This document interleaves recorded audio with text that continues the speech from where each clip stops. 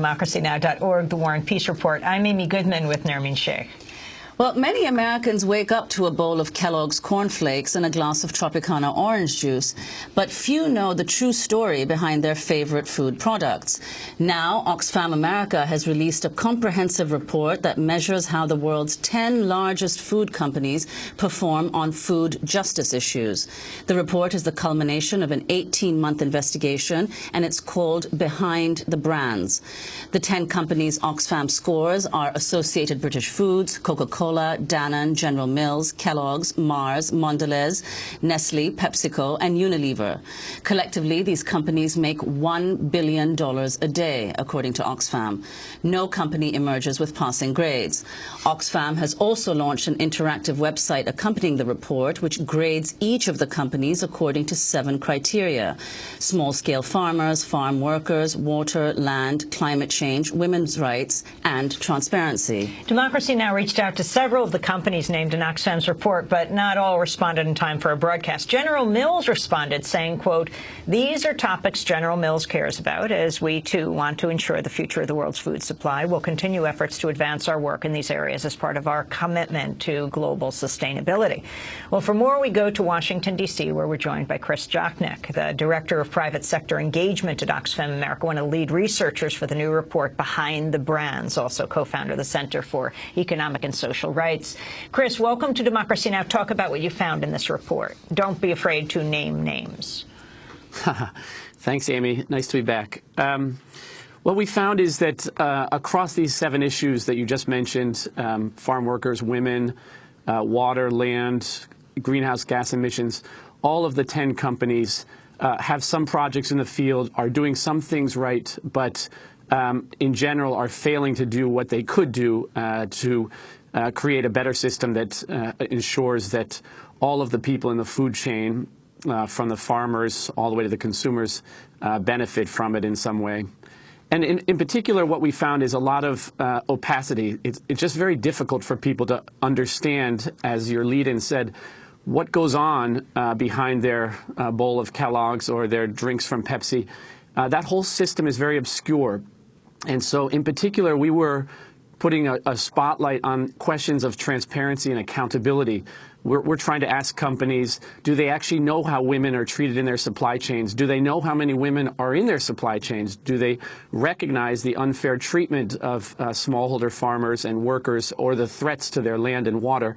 And are they reporting on it? So we were trying to focus on those larger, bigger ticket issues that go largely unaddressed by most of the companies. Chris Jochnick, many of the companies you examine in your report purport to engage in socially conscientious, sustainable activities. For example, this month, General Mills announced a program to provide access to training and education to several hundred small vanilla farmers in Madagascar to help them produce a more sustainable and higher quality vanilla crop. This is General Mills Company Director Steve Peterson. What we're trying to do is actually teach them to do more value-added work on their farm, specifically curing of the bean. And that will allow them to potentially double the amount of income that they can get from growing the bean plus curing it. That was General Mills Company Director Steve Peterson. Chris Jochnick, your response to what he said.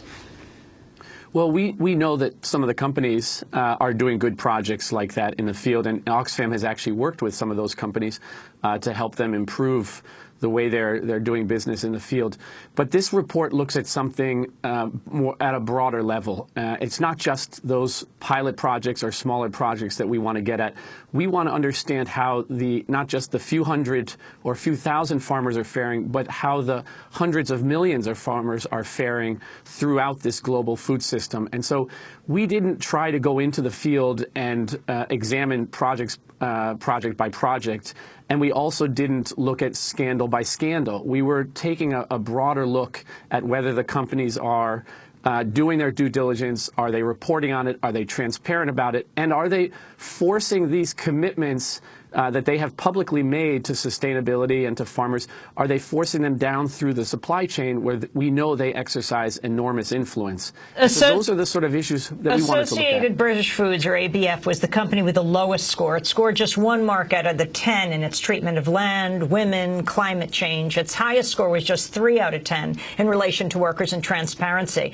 But an ABF spokesperson rejected Oxfam's criticism. The unnamed spokesperson told the Guardian newspaper, quote, "The idea that ABF would use a veil of secrecy in order to hide the human cost of its supply chain is simply ridiculous. We treat local producers, communities, and the environment with the utmost respect. As for transparency, our next CR report in autumn 2013 will confirm significant improvement in disclosure." Your response?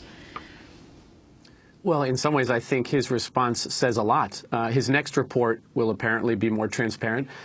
We know that none of the companies are reporting across the commodities where they're buying them from, in what volumes, to what extent they're certified or not, who their suppliers are. None of that level of transparency exists in this system. So we give failing grades for almost all the companies in terms of their basic transparency. And without that transparency, we can't even have a conversation about whether or not they're really being sustainable. So companies can make those kinds of commitments, and they can do pilot projects, and they can highlight those projects on their website. But at the end of the day, if they're not telling us who they're supplying or sourcing from, if they're not telling us in what volumes... Chris, we have 10 seconds. What most surprised you from what you found?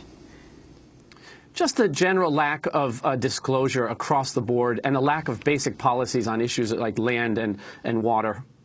We want to thank you for being with us, and we will link to your report. Chris Jochnick is the Director of Private Sector Engagement at Oxfam America, the latest report behind the brand. Thanks so much for watching this report from Democracy Now!, your daily independent global news hour. We don't accept advertising or corporate funding, but rather rely on donations from viewers like you.